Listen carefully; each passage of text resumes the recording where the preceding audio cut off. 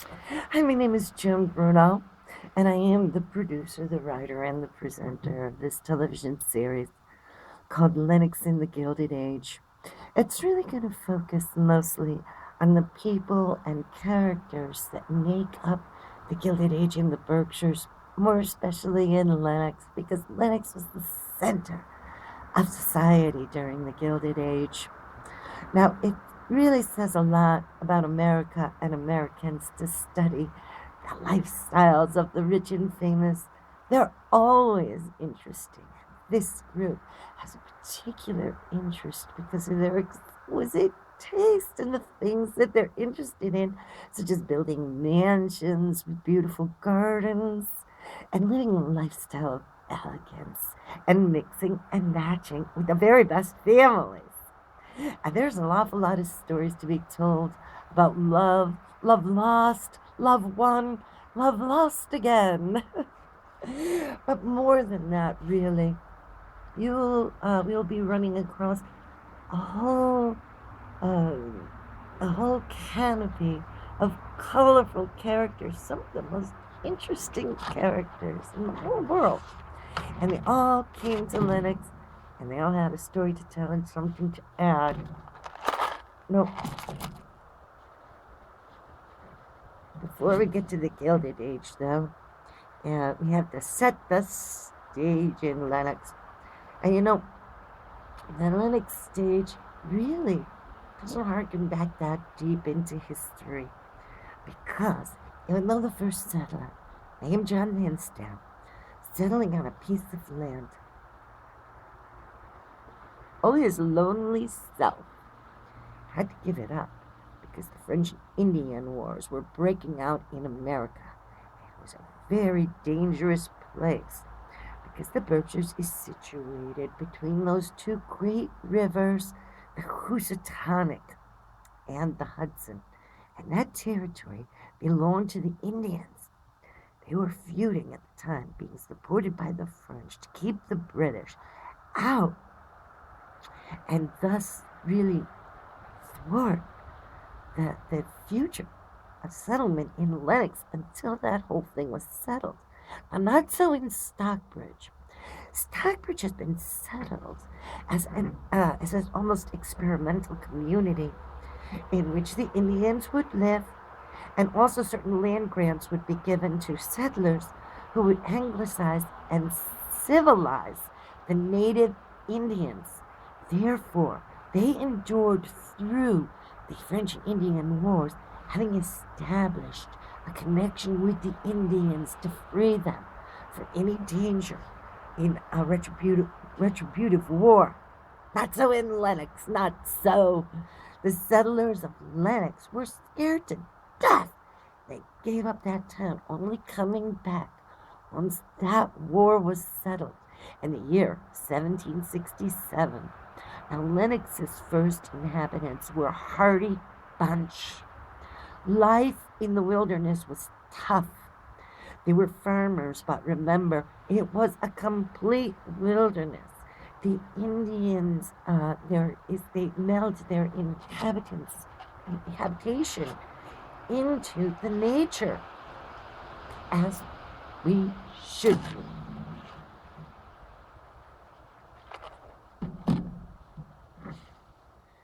And so, coming to Lennox, they would be given a land grant, which they would pay for their land, and then they would be able to make money from. They first, in clearing the land, the timber was valuable.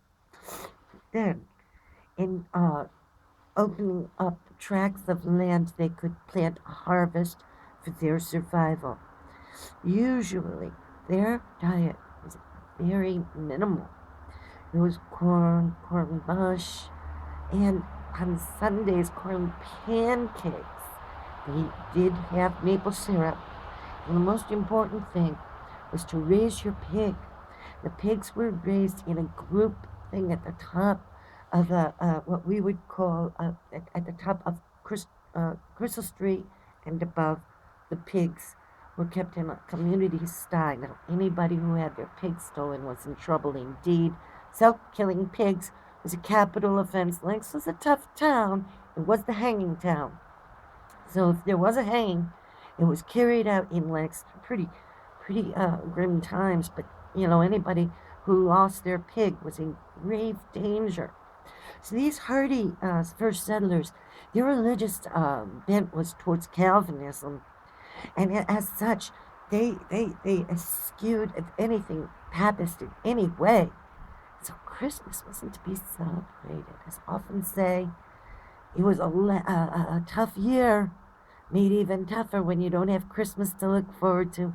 Indeed, anybody caught celebrating Christmas was punished and shunned. They had to keep the Sabbath. That they went to church at the church on the hill, and they did not heat that place. It was always cold in there. The sermons were sometimes muffled out by the stomping of the feet of the people who were just trying to keep warm. And it was a real hardy group of people who very shortly after the settlement of the town of Lennox, as a matter of fact, only a few short years, because Lennox was settled in 1767. By the time that after the battles in Lexington and Concord in 1775, the Patriots needed support, and so Lennox had Patterson, the first hero and probably the first person of real renown in Lennox. He has a monument in the center of town. He became a general, and he rounded up a militia of men from Lennox to go down to Boston to defend Boston from the invasion of the British at the Battle of Bunker Hill. Now, not everybody wanted to join the militia or even declare themselves as patriots, and they took care of that in Lennox too. One of the fellows who refused to say that he was a patriot, they did a mock hanging in Lennox. It's the hanging town, so they probably could pull off a pretty good mock hanging at the legitimate spot. Well, they let him go. And then they did it again, but the third time, he became a patriot. Isn't that great? So we all know how the Revolutionary War worked out. It was so fantastic because at that time, the country was free, and there were a lot of states' rights. And the argument that was going on really in the nation, as is told in the wonderful musical Hamilton, is really about the idea of whether the United States of America should now bail out some of the burdens of the states that incurred the highest costs during the Revolutionary War.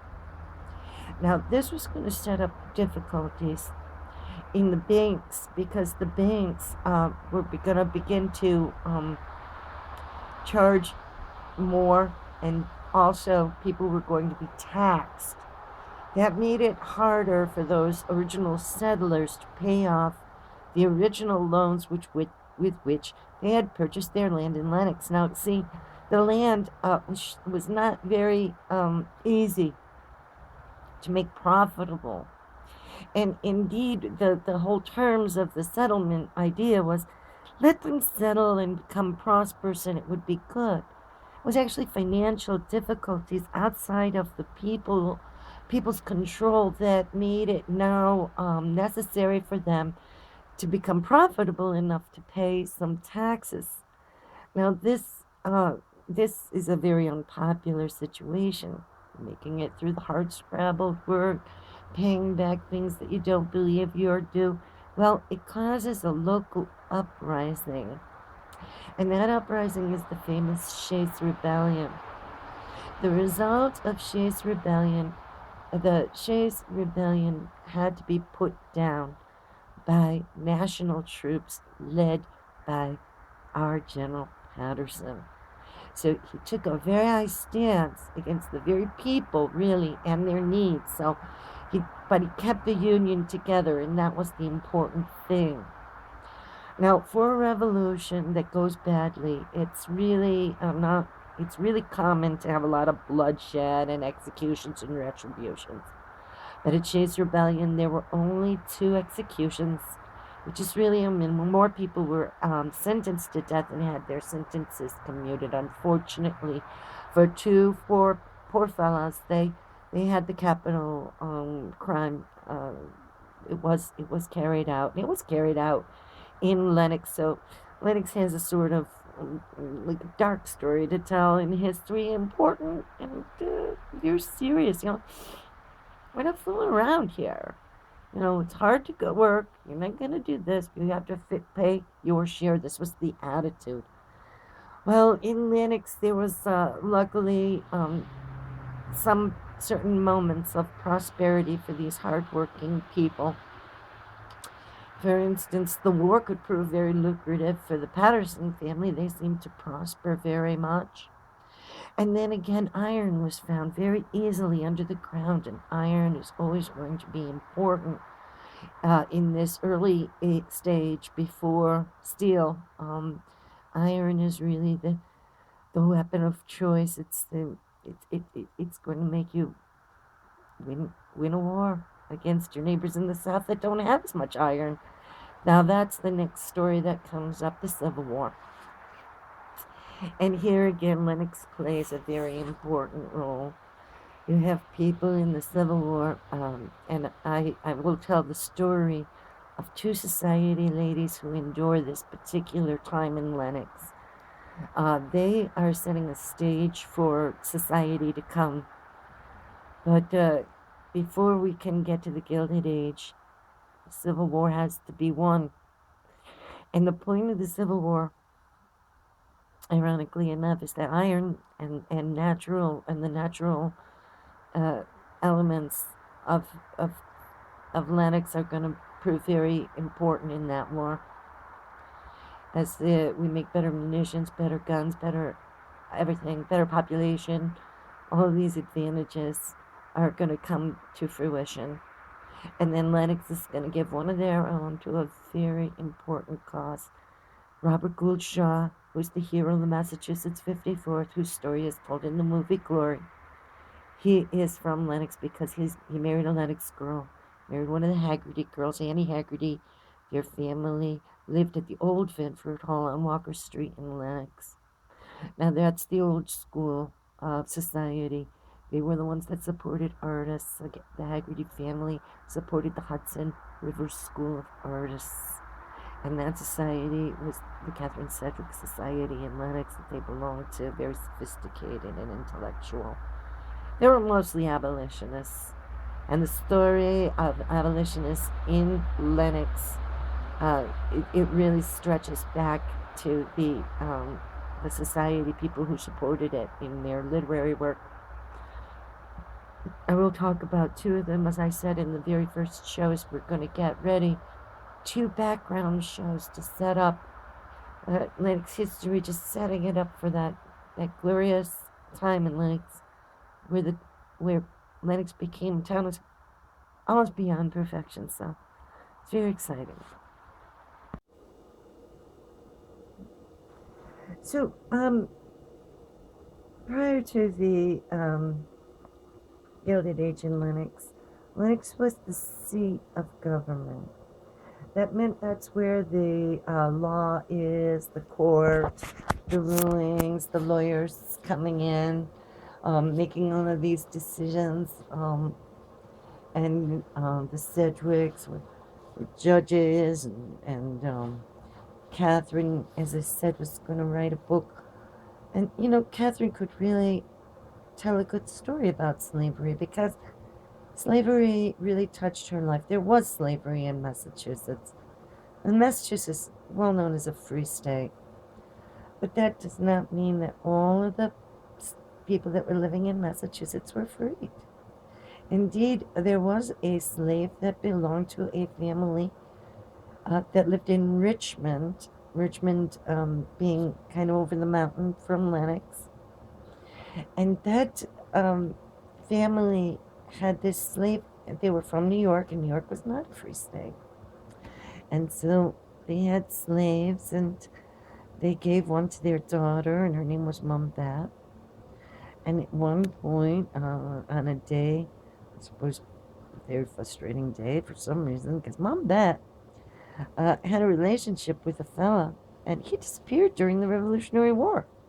I guess we can assume that the fella uh, was a black man, and so we do know that there were black soldiers in the Revolutionary War. We know that one of them fell during the Boston Massacre. We think that one of them may have died at the Lexington Green as the militia set up there and stood their ground.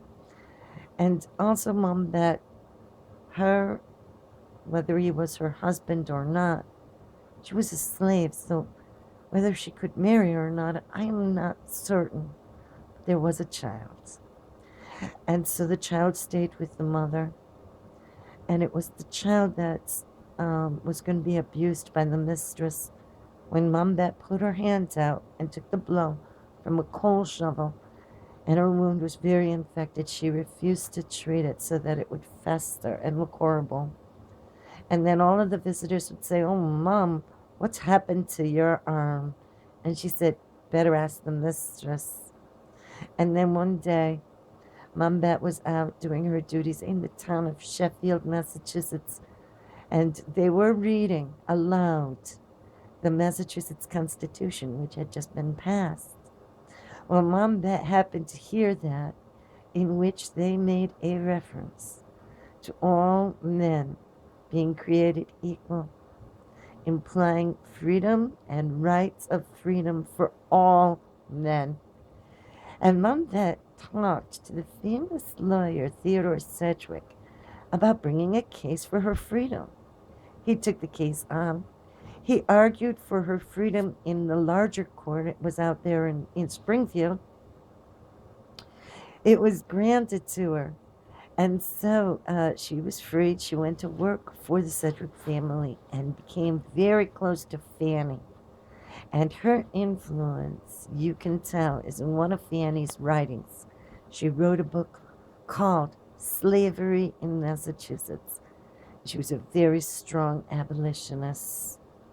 Her friendship with Fanny Kemble was also rooted in the abolitionist feeling. Now you see, Fanny, she didn't know about all of this ideas. She she fell into the slavery sort of on her own through her marriage, but she wrote a very important work, and that was called Journal of a Residence on a Georgia Plantation. And that certainly had a very powerful influence. So here are the two first society ladies. Now, I do want to say something. The most famous, and then writers were writing about slavery. Now, everybody knows that Harriet Beecher Stowe wrote Uncle Tom's Cabin. But did you know that her brother was a famous preacher? And he was a dynamic preacher with a big congregation. At one time, they called him the most influential man in America. And he was the Reverend Henry Ward Beecher. Now, amongst this early settlers was Henry Ward Beecher, who settled where Cranwell is right now. He had a little house out there. And he had run into some difficulties, but his sister, the abolitionist, the famous writer, stood by him through all of his travails. And so the famous little limerick was written by a Berkshire inhabitant who admired him. And the limerick goes, "The hen's most wonderful creature, the Henry Ward Beecher." And you're pleased with that. The hen, pleased with that, laid an egg in his hat, and thus did the Henry Ward Beecher. Okay, so it goes something like this. It goes, the Reverend Henry Lloyd Beecher thought the hen a most wonderful creature. The hen, pleased with that, laid an egg in his hat, and thus did the Henry Ward Beecher. Okay, so that's all good and fun. There's no doubt about Lennox's side in the Civil War. Civil War ends, and the Lennox is on the winning side in that endeavor as well. So this is all good news, but for some reason, because it was such a famous literary section, it was soon going to attract people were very well heeled indeed, because the rich follow the artists.